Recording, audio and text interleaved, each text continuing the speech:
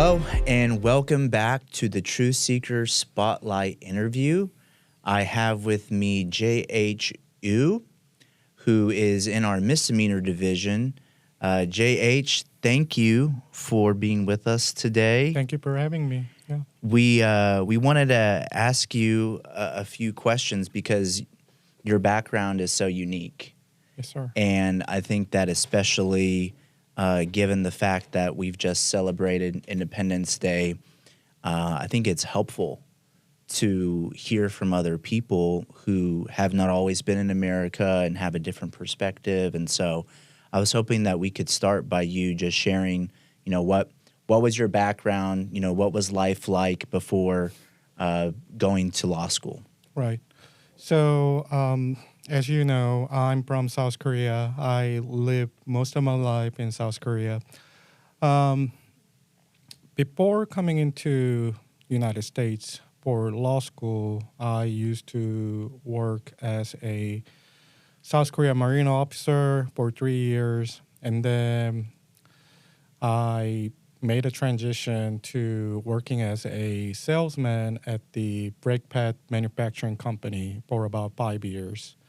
And then I decided to move to the United States to pursue my law degree. And then currently I'm working at the Tulsa County DA's office. And we're so glad you are. Yeah. What made you choose University of Tulsa for law school? So I'm just going to say, very bluntly, but University of Tulsa College of Law was my best option at the time. I did apply for several law school whenever I made the application. TU offered me great scholarship, and their program seems to be, fit to my needs. I thought that it was a great opportunity, and I kind of, captured that opportunity and decided to, move to Tulsa for that. And you have your wife and you have a son. Right. So I married my wife back in South Korea in 2020, and then I moved here in 2021. And then we had our son in 2023. So, yeah. Mm-hmm. And what's his name again? His name is Lyou. Lyou. Yeah. Love it. Yeah. So you went to law school at TU, and you've found yourself now as an assistant district attorney in Tulsa County. What about that opportunity was appealing to you? That opportunity, just, working in this office is very, I take it as very special privilege. It is definitely not offered to anybody. It's not an everyday opportunity, definitely. The reason why I'm saying this is because throughout the law school, for some people, 3 years is not a very long period, but still, during that period, like everyone else who went through the law school period, I was so desperate to secure a job position before graduating, or even after, graduating, because I wanted to, make my living and also, take responsibility for my family as well. So I tried to, get in contact with a lot of people who work in this field during that time, but really none of that attempt was successful until I met Eric, Steve, and they were kind enough to have this short meeting at Double Shot. Great meeting shop. spot. Yeah, great meeting spot. And we had that little talk. Steve kind of, talked to me. Hey, man, what do you want to? What do you see yourself, as an attorney after, going through law school and passing the bar and all of that stuff? And I think I answered him. I want to be someone great. I want to be someone who is very professional, very responsible for his work. I want to do some great things here. And I guess he liked my answer, and he was very kind enough to offer me the position, and that's what brought me into this position right now. Mm-hmm. Yeah. And so you've been handling cases Hmm. on behalf of the people of Tulsa County, Yes. and you have been fulfilling the mission to find truth and seek justice. Right. After everything that you've gone through to come from South Korea and go to law school, pass the bar, um, crystallize your English, Yeah. what has it meant to you to find truth and seek justice here in Tulsa County, Oklahoma? So that is a really tough question because it seems to me that I am still trying to find my answer to what is really a mean find truth and seek justice, to be honest. But Steve did say at one time, I think it was from one of his interview or something like that, but he did tell us that find truth and seeking justice is a tough job because a lot of times you will be asked or people around you will be judging you and make a comment about your action or your work product. But at the end of the day, what we really need to do is that we need to stick to the law.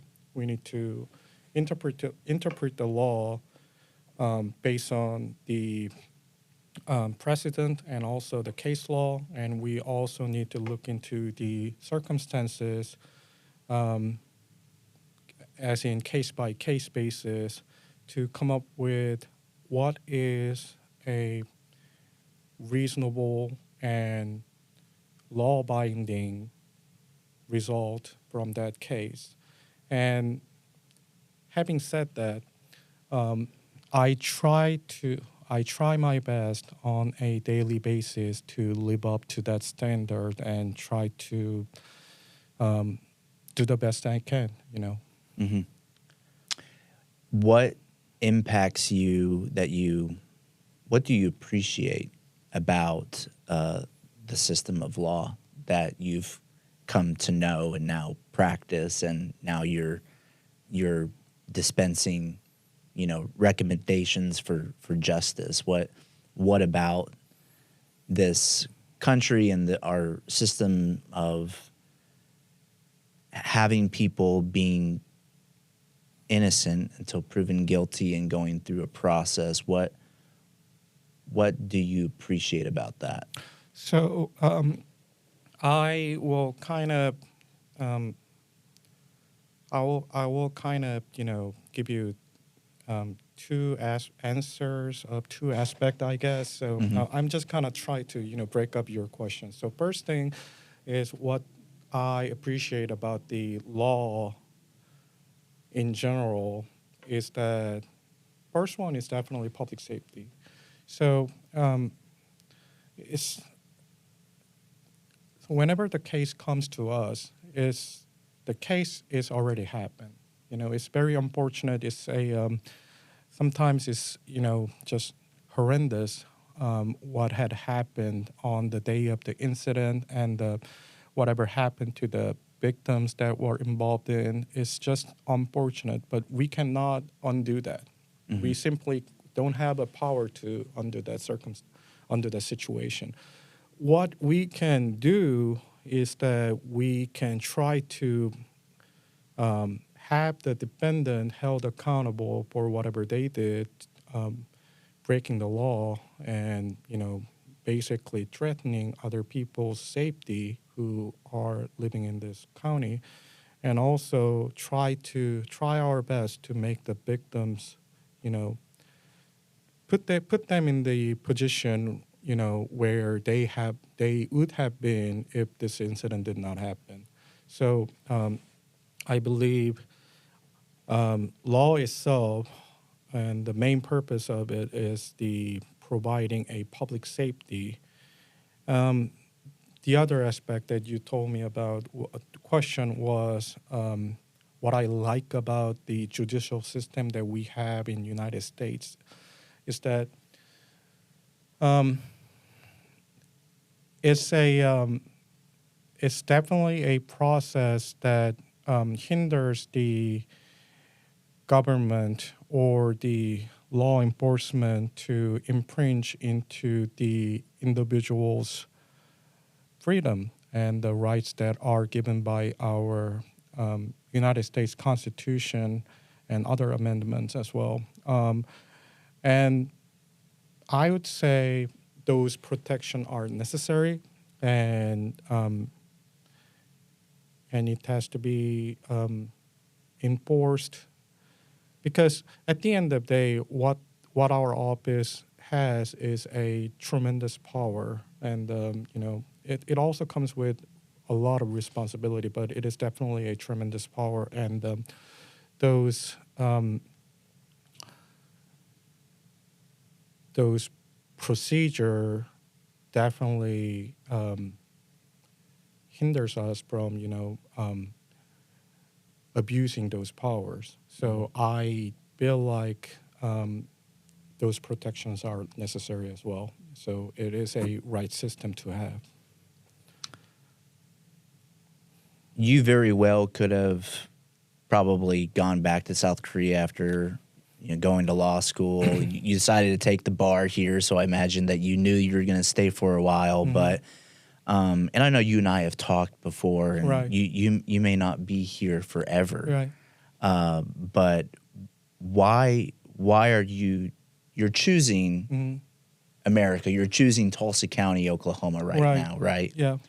Why have you made that choice? So whenever I first moved here, I the one of the questions that I was asked a lot of times was, why Tulsa? Why did you came to Tulsa? I kind of, you know, didn't have an answer for that, actually, like whenever that was first asked, you know. But here's the thing about Tulsa.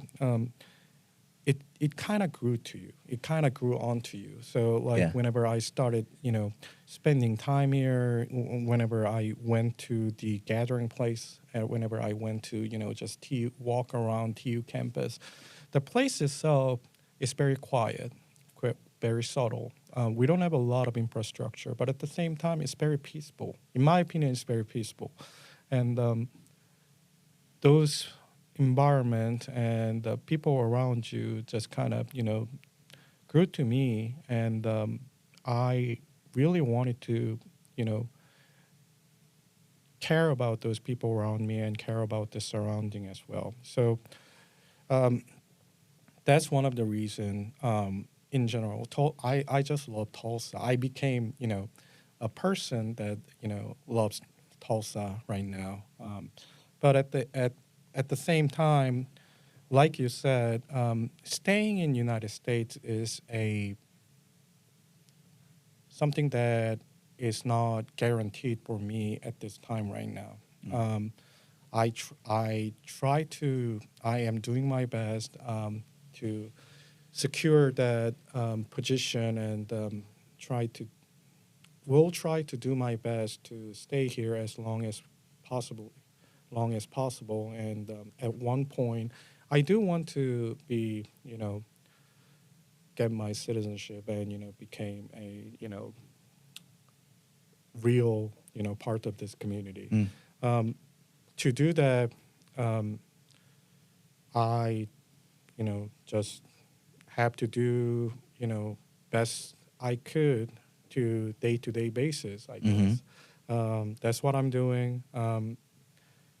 I think I answered your question, but my answer was kind of, you know, rambling a bit, but that is the thing. So I love this I love this city. I love this county, and at the same time, um, as to stay here as long as possible, I'm, trying to do my best um, as a ADA, as a father, as a husband, on a day-to-day basis. Hmm. Yeah. And we're so glad that you are. Thank We you. would Yeah. we would be thrilled for you to be a naturalized Yeah. citizen and to Absolutely. be here Hmm. permanently. And like I said at the beginning, you know, somebody like myself Right. who's grown up here, I've visited a couple of countries, but I've never lived in another country. I Hmm. don't really have a different perspective. I think that it's so helpful for people to hear that perspective Right. and understand that America is this place of, we say it's a place of opportunity like it's a cliche, but it's really not. Hmm. It really is a place of opportunity. And the district attorney and I just had an interview before you came in, Right. and we talked about how, here in America, you can do and be whatever you want. And that's unique. It is. That's not something that the rest of the world necessarily can offer. Hmm. So, we are so glad that you're here. You do great work from every indication that I have. You seem like a great person to work with. I can see that you're a great colleague to the people that you work with, and we appreciate your background and being able to come from a place like South Korea, which we love. Like I think Americans love Yeah. South Korea, but to hear your journey and your story, and to hear you say, I want to be, an American citizen. I think that's a great thing for you, and it's a great thing for people who maybe don't always appreciate that they happen to be citizens of the United States. Is something that is worth pondering, especially as we've just passed our 250th birthday Mhm. as a country. So thank you for sharing all that and, Of and course, of spending the course. time. Thank you So for having me, and I really appreciate every opportunity that this office has gave me. And I'm not just saying that, I'm just not saying that. I really do appreciate from the bottom of my heart, and um, it it doesn't really happen to a lot of people. mm, For me to have that opportunity was a great blessing, and I I am kind of greedy, just to, kind of, want to hold that for as long as I could. But at the same time, it's just way of me showing the appreciation to the, people who gave me that opportunity at the mhm. same time. So, yeah. That's Thank you. exactly the type of person that should be a naturalized American citizen. Thank you. Thank you. Absolutely, Mhm. absolutely. Thanks to all of you for joining us. Find truth, seek justice, and we'll see you next time.